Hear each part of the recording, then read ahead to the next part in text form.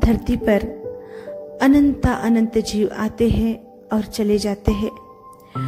उनकी यात्रा ऐसी ही होती रहती है, लेकिन उन्हीं जीवों में से ऐसे कोई विरले महापुरुष जन्म लेते हैं जो अपने जीवन की सार्थकता तो सिद्ध करते ही है, वसुंधरा को भी सफल मातृत्व का गौरव प्रदान कर उसे भी कृतपुण्य कर जाते हैं।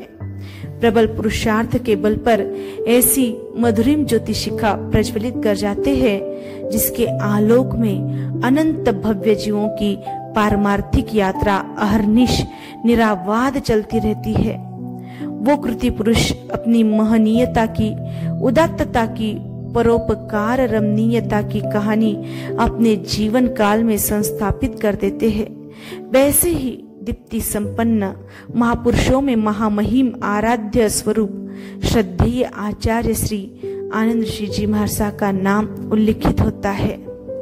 आचार्य ऋषिवर आनंद आध्यात्मिक जगत का एक ऐसा तेजपुंज अस्तित्व जिसने अनास्था के तमस को दूर किया। इंद्रधनुष की सी मोहक प्रसन्न मुख मुद्रा, स्वयमेव मृगेंद्रता का प्रतीक, भव्य ललाट जिस पर निसर्गतः दिव्य तिलक सा तिल, साधना के प्रभावलय से दीप्त गेहुआ वर्ण, सदा करुणा एवं वात्सल्य का अमिरस बरसाते राजीव लोचन, अश्राव्य श्रुति श्रवण में सक्षम सुंदर प्रमाणोपेत दीर्घ कर्ण, शुचिता सौम्यता बाल सुलभ रुजुता, पवित्रता का एक ऐसा मंत्र मुग्ध करने वाला अस्तित्व जिसे अंग्रेजी में प्री पजेसिंग प्रेजेंस कहते हैं, जिसका हर दर्शक के हृदय पटल पर अमिट अंकन होता है। संसार में 3 प्रकार के व्यक्ति होते हैं, आत्मदृष्टा, युग दृष्टा और भविष्य दृष्टा।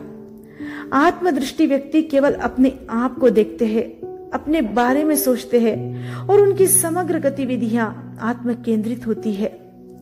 युग दृष्टा व्यक्तियों की आंखों के सामने एक पूरा युग रहता है। वे युग की नब्जों का आकलन करते हैं, समस्याओं को देखते हैं और उनका सही समाधान भी जनमानस को प्रस्तुत करते हैं। भविष्य दृष्टा व्यक्ति दूरगामी सोच रखते हैं, दूरदृष्टि से देखते हैं और आने वाले समय की पदचाप को पहचान कर पहले ही जागरूक व सावधान हो जाते हैं।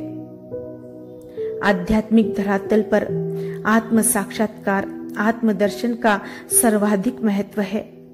भारत के प्राचीन ऋषि मुनियों ने आत्म साक्षात्कार हेतु बड़ी बड़ी तपस्याएं की है एवं उत्कृष्ट कोटि की साधना में लीन रहे हैं।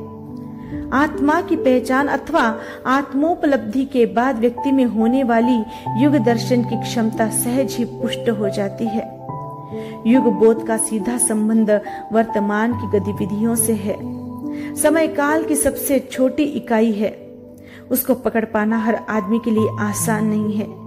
इसलिए युग को परिभाषित करते समय सापेक्ष दृष्टिकोण का उपयोग आवश्यक प्रतीत होता है। युग दृष्टा शब्द के संबंध में युग को देखने व परखने वाली आंख ही अलग तरह की होती है, निराली होती है और उस आंख का उपयोग करने वाला व्यक्ति ही युग दृष्टा कहलाता है। भविष्य दृष्टा के सामने कोई इयत्ता नहीं होती। वह वर्तमान के बारे में दिशा बोध दे सकता है और भविष्य के कई वर्षों बाद पैदा होने वाली समस्याओं का भी सुंदर समाधान सुझा सकता है। भावी को देखने की उसमें दृष्टि विकसित होती है। भविष्य का यथार्थ दर्शन तो आत्म साक्षात्कार के सहारे ही संभव है। ऐसे व्यक्ति विरले ही हुआ करते हैं जिनमें युगपत तीनों दर्शन, आत्मदृष्टा, युग दृष्टा और भविष्य दृष्टा समाहित रहते हैं। तीनों दृष्टियों का सम्मिलन किसी किसी महापुरुष के जीवन में ही दृष्टिगोचर हो पाता है। ऐसे ही महापुरुषों की श्रृंखलाओं की कड़ियों में आचार्य भगवंत आनंद ऋषि जी महाराज साहब भी थे, जिनमें आत्मदर्शन का साक्षात्कार तो था ही, साथ ही साथ भविष्य की सोच को ध्यान में रखकर युग निर्माण की सही सच्ची दृष्टि उन्होंने समाज को प्रदान की। आचार्य श्री जी का जीवन बहुआयामी था। वे साधक वर्ग के लिए साधना के सूत्र देते थे, विचारकों के लिए सामाजिक व्यवस्था के सूत्र देते थे और दार्शनिक रुचि रखने वालों के लिए दार्शनिक गंभीर चिंतन भी प्रस्तुत करते थे। आचार्य श्री जी का आभा मंडल इतना पवित्र था कि उनकी सन्निधि में पहुंचने वाले प्रत्येक व्यक्ति को शांति और आनंद से परिपूर्ण कर देता था। कितने ही तनावों से, समस्याओं से घिरा हुआ व्यक्ति उनके करीब आता तो उसकी सारी समस्याएं, उसके सारे विवाद आचार्य श्री जी के उठाए एक स्नेह से, ओतप्रोत दृष्टि से समाप्त हो जाते थे। उनके नेत्रों में न जाने क्या सम्मोहता थी कि एक बार जिनको वे देख लेते वे जिंदगी भर उनके हो जाते। आचार्य श्री जी धर्म प्रचार हेतु भारत के विभिन्न प्रांतों में विचरण करते हुए जन जीवन में नैतिक जागरण, व्यावहारिक तथा धार्मिक शिक्षा का प्रचार प्रसार किया। विभिन्न स्थानों पर गुरुकुल, पुस्तकालय, पाठशाला, छात्रावास आदि की प्रेरणा दी। जनमानस को अंधविश्वास के अंधकार से मुक्ति दिलाई एवं संघ में आने वाली शिथिलता को दूर करने का भरसक प्रयास किया। उनकी वाणी में तेज था, सत्य के प्रति निडरता थी, अंतरलोक में विवेक का जगमगाता विशुद्ध प्रकाश था। यही कारण था कि आप धर्म प्रचार के लिए जिस किसी भी प्रांत में गए सफलता ही सफलता अर्जित की। आचार्य श्री जी ने स्थानकवासी परंपरा को अलग अलग भागों में बटा हुआ देखकर उन्हें एकीकरण कर एक सूत्र में पिरोने का संकल्प लिया। संकल्प व्यक्ति को ठोस धरातल देता है, उससे एक ऊर्जस्वी और परिपूर्ण व्यक्तित्व का जन्म होता है।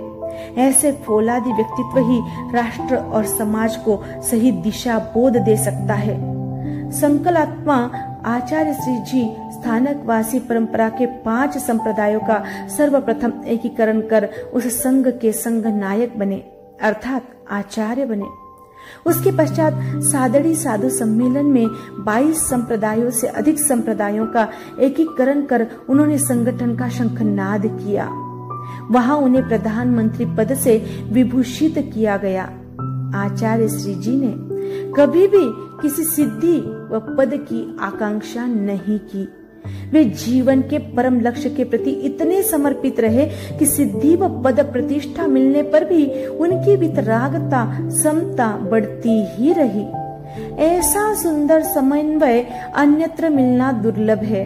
आचार्य श्री जी के अलौकिक व्यक्तित्व को चंद शब्दों में समेटना आसान नहीं है। उनके व्यक्तित्व को हम अपने कृतित्व में अपनाए तो हमारा गुरु चरणों में सही समर्पण हो पाएगा।